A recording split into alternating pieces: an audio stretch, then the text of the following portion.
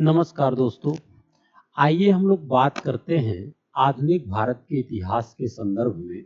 हम लोग चर्चा करेंगे आज प्रमुख रूप से आधुनिक भारत के इतिहास के एक महत्वपूर्ण टॉपिक जो कि है 1857 के क्रांति के संदर्भ में। आप जानते हैं कि 1857 की क्रांति को सिपाही विद्रोह के रूप में भी जानते हैं एवं भारत का प्रथम स्वतंत्रता संघर्ष के रूप में माना जाता है।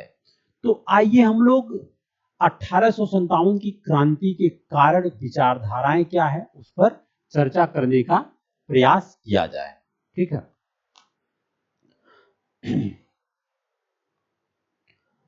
यदि एक महत्वपूर्ण बात किया जाए तो 1857 का जो विद्रोह है, इसका जो कारण है वो ये रहा कि ब्रिटिश ईस्ट इंडिया कंपनी के अन्यायपूर्ण शासन के खिलाफ, ठीक है, भारत में एक शक्तिशाली विद्रोह हुआ।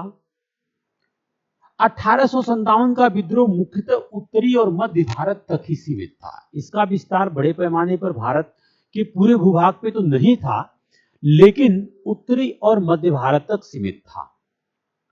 वर्षों से भारत में ब्रिटिश ईस्ट इंडिया कंपनी की विस्तारवादी नीतियों, प्रशासनिक नवाचारों और आर्थिक शोषण के परिणाम स्वरूप भारत के लोगों में असंतोष पैदा हुआ। यही असंतोष 1857 के क्रांति का एक प्रमुख कारण बना है।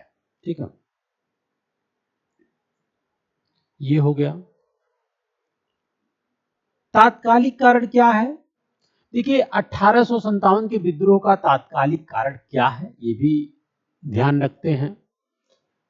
1857 के विद्रोह का तात्कालिक कारण था कि जब एनफील्ड राइफल पेश की गई, इससे सैनिकों में आक्रोश हो गया।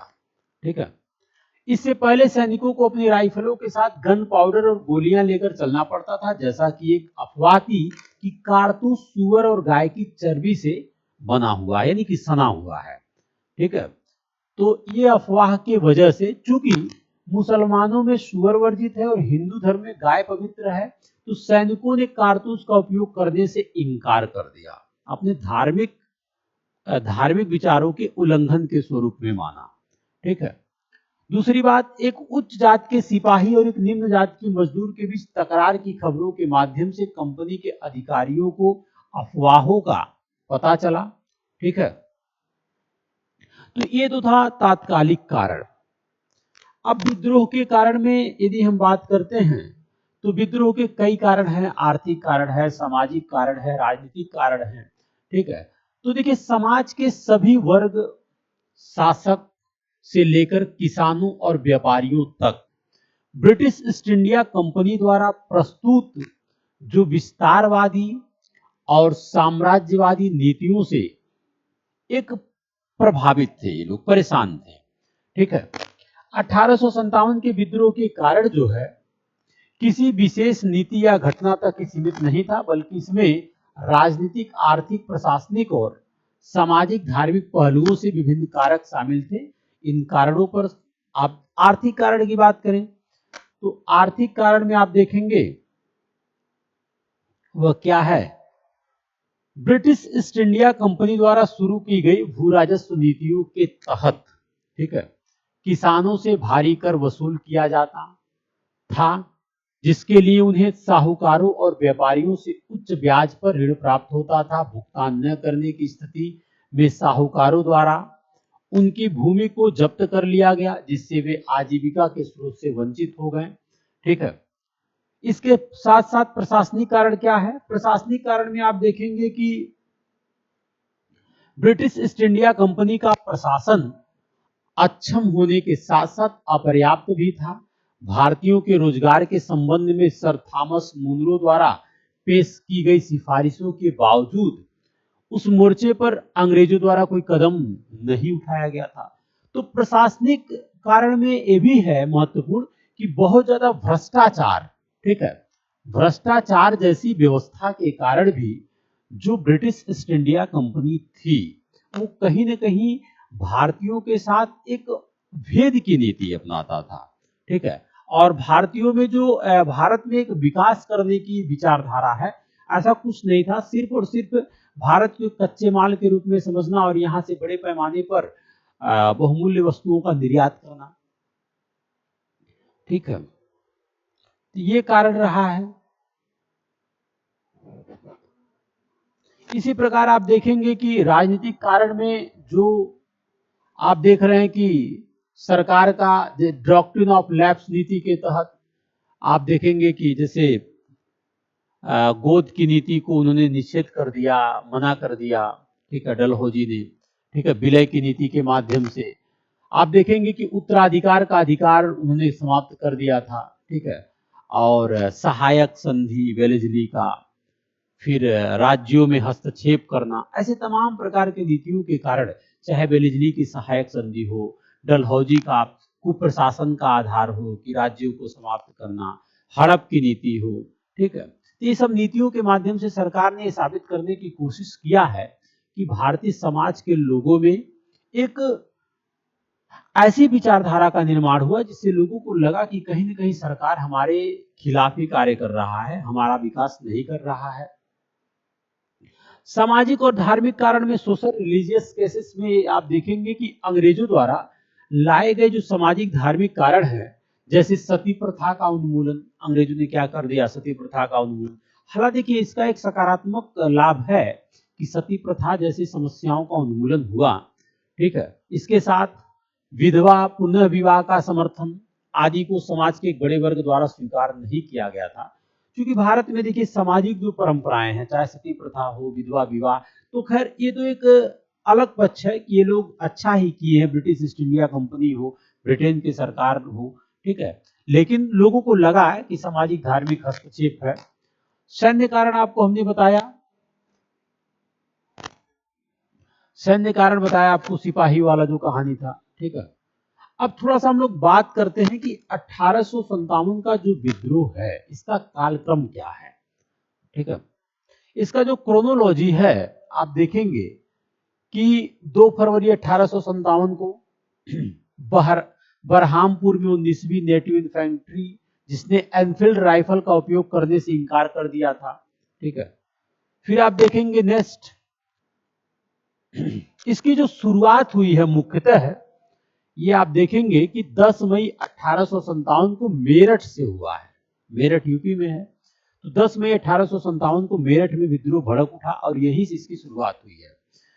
11 से 30 मई 1857 को आप देखेंगे कि बहादुर शाह जफर, जो आप उत्तरवर्ती मुगल शासक देखते हैं, ठीक है, जो दिल्ली में इनकी शासन की बागडोर थी, ठीक है, इन्हें भारत का सम्राट घोषित कर दिया गया। यानी विद्रोहियों ने, जब आप देखेंगे कि 11 मई के बाद से दिल्ली में उनकी प्रवेश होती है विद्रोहियों का, और दिल्ली में ही इन्होंने मुगल जो बहादुर शाह जफर हैं, जो उत्तरवर्ती शासक थे, इनको सम्राट घोषित कर दिया।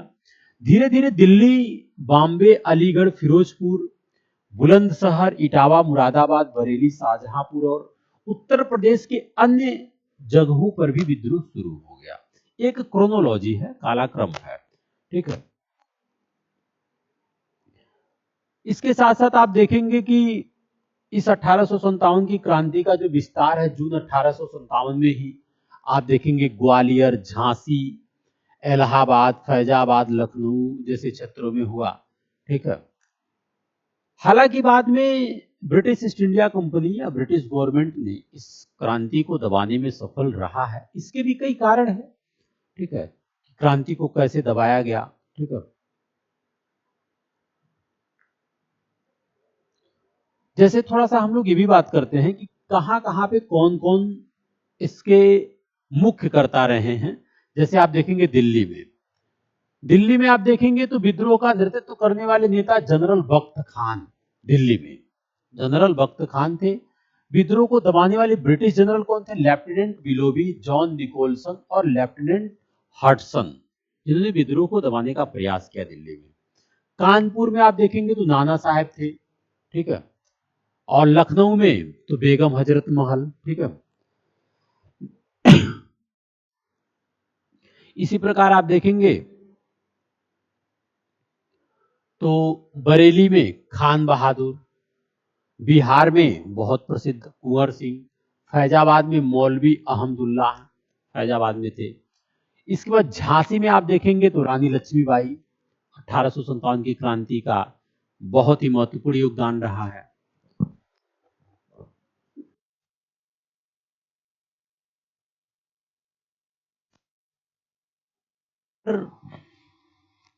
अब हम लोग बात करते हैं 1857 के विद्रोह की विफलता के कारण क्या है। देखिए, क्रांति जो बड़े पैमाने पर इसका फैलाव हुआ और ये भारत की प्रथम स्वतंत्रता संघर्ष भी माना जाता है, लेकिन इसकी विफलता के कारण क्या क्या रहे हैं ये भी जान लेते हैं।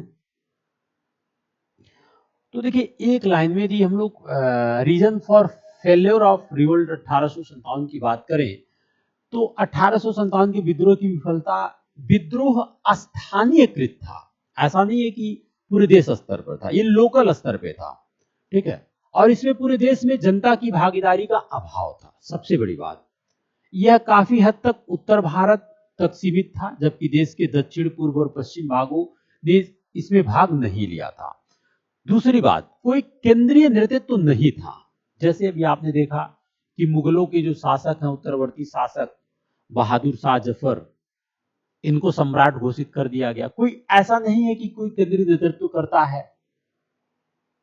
हालांकि विद्रोह के नेता काफी बहादुर थे, लेकिन वे ब्रिटिश अधिकारियों के अनुभव और संगठित क्षमता से मेल नहीं खा सके। अंग्रेजों के पास एनफील्ड राइफल जैसे कहीं बेहतर हथियार और उपकरण थे, जबकि भारतीय सिपाही ज्यादातर तलवार और भाले से लड़ते थे, ठीक है। तो जाहिर सी बात है, एक अच्छे वेपन्स ना होना यह भी कहीं ना कहीं विद्रोह को दबाने में अंग्रेजों को मदद मिला।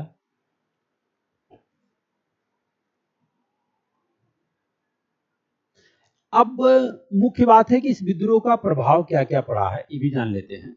1857 के विद्रोह का जो इम्पैक्ट है, प्रभाव है, आप देखेंगे कि 1858 की भारत सरकार अधिनियम के तहत भारतीय मामलों के नियंत्रण में, ठीक है, जो दैत्यवाद क्राउन एंड कंपनी समाप्त हो गया और भारत पर प्रशासनिक नियंत्रण ब्रिटिश ईस्ट इंडिया कंपनी से क्राउन को स्थानांतरित कर दिया गया। सबसे बड़ी इंपैक्ट है कि कंपनी का शासन खत्म करके, ठीक है, ब्रिटिश क्राउन को सौंप दिया गया और भारत में ब्रिटिश पार्लियामेंट की शुरुआत हुई।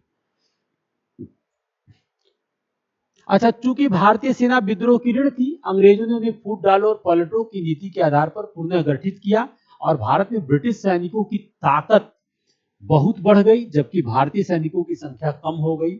अंग्रेजों ने जानबूझकर भारत में अपनी स्थिति मजबूत करने के लिए फूट डालो और राज करो की नीति अपनाया, ठीक है, ये भी इंपॉर्टेंट बात है।